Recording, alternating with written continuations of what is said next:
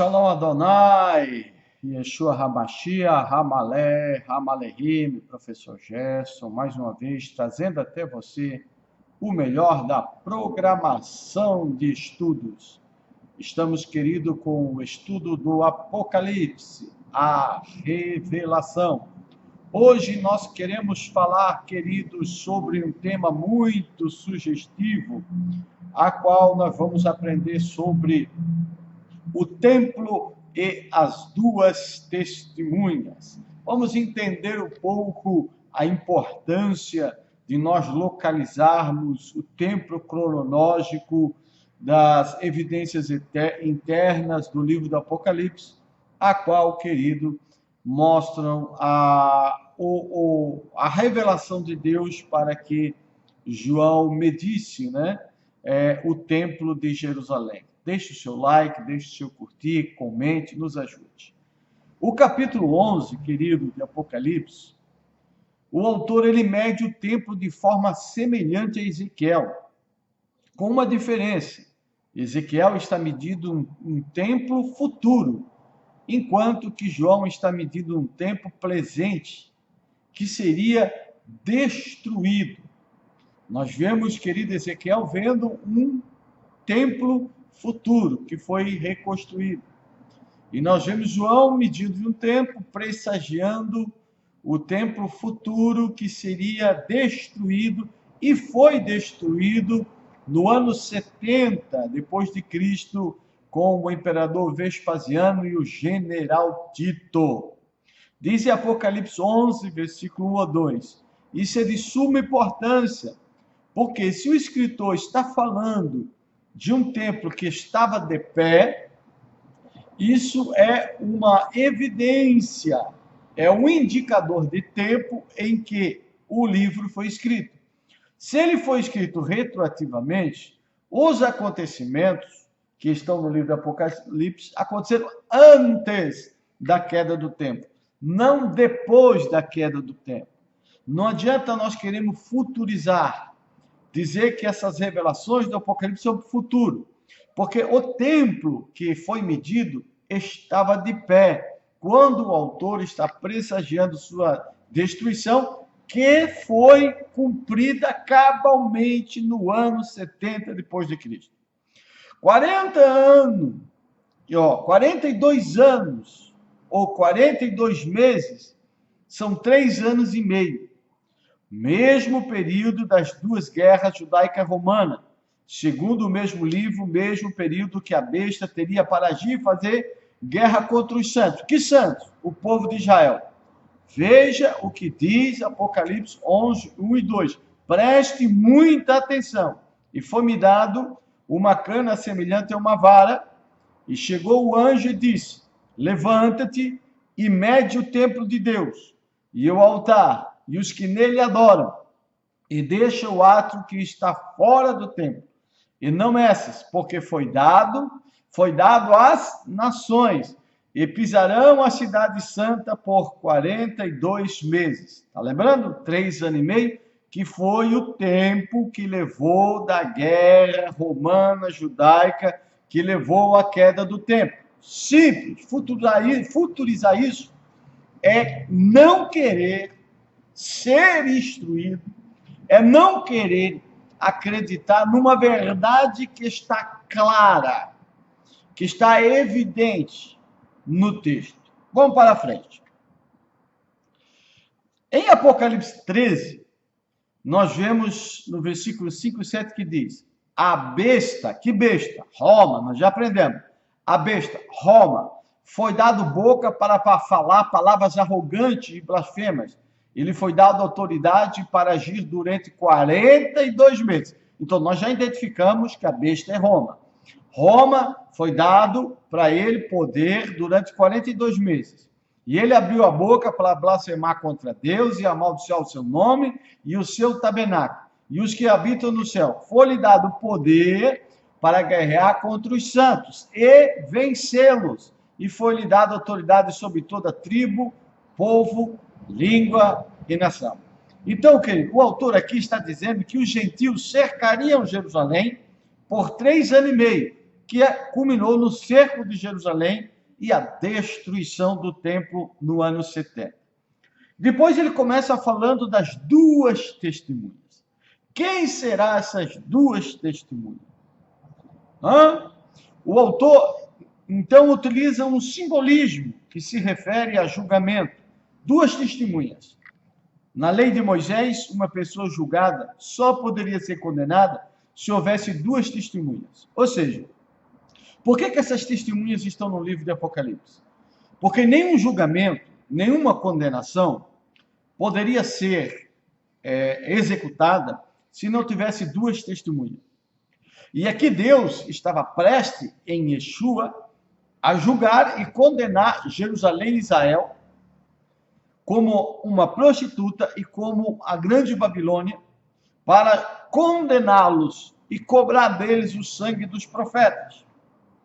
Nós vemos em Deuteronômio 17, para você entender, que diz assim: por boca de duas testemunhas ou três testemunhas será morto o que houver de morrer. Por boca de uma só testemunha não morrerá.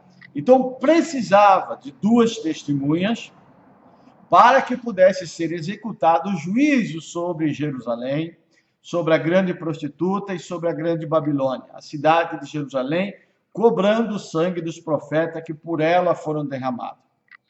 Então, querido, quando nós olhamos para essa passagem, duas testemunhas permite a condenação de Jerusalém. É difícil a identificação das duas testemunhas, porque o autor mescla referências diferentes para descrevê-las. Mas o mais provável é que elas representam a lei e os profetas. Porque a lei e os profetas se tornariam duas testemunhas que tornariam Israel e Jerusalém indesculpável de seus pecados, de suas abominações, que o tornaram a grande Babilônia e a grande prostituta do Apocalipse, que se embriagava com o sangue dos profetas, e Deus a julgaria e permitiria que ela fosse queimada a fogo, fosse pisada pelos gentios, quando Jesus veio no ano 70, sobre as nuvens, para aplicar o juízo sobre, querido, a grande Babilônia e a grande prostituta.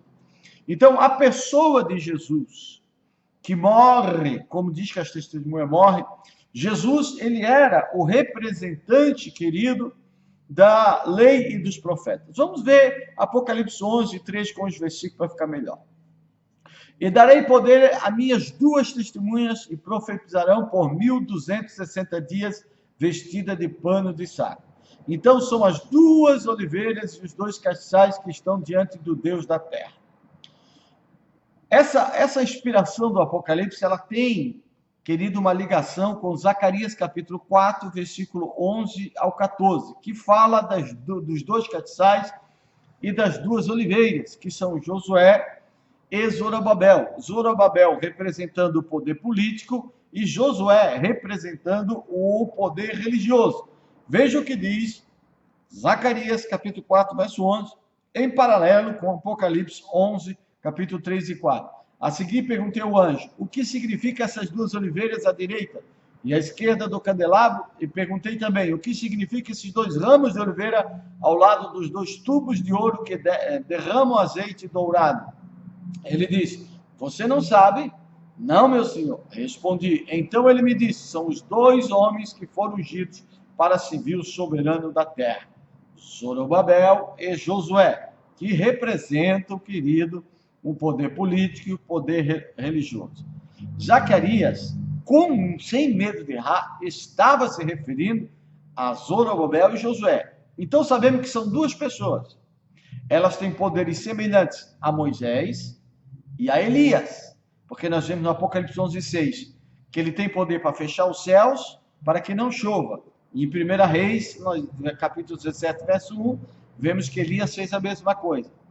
Tem poder, Apocalipse 11:6, tem poder sobre as águas para convertê-las em sangue, e nós vemos em Êxodo 7:20 que Moisés também converteu água em sangue. Então nós vemos que Moisés, ele simboliza a lei, e sabemos que Elias, ele simboliza os profetas. E quem no Novo Testamento representaria esses dois? A pessoa de Jesus, porque no Monte da Transfiguração apareceu Elias e Moisés. Jesus, ele é o representante, querido, tanto da lei como, querido, dos profetas. E foi ele, Jesus, que também morreu naquela cidade, né, que chama-se Sodoma, né, e Gomorra, aonde o nosso Senhor foi crucificado, diz o escritor Apocalipse 11, 7 e 8. E quando acabar esse testemunho, a besta que sobe do abismo lhe fará guerra, e o vencerá e o matará. E jazerão seus corpos mortos na praça da grande cidade espiritualmente chamada Sodoma e Egito, onde o nosso Senhor também foi crucificado.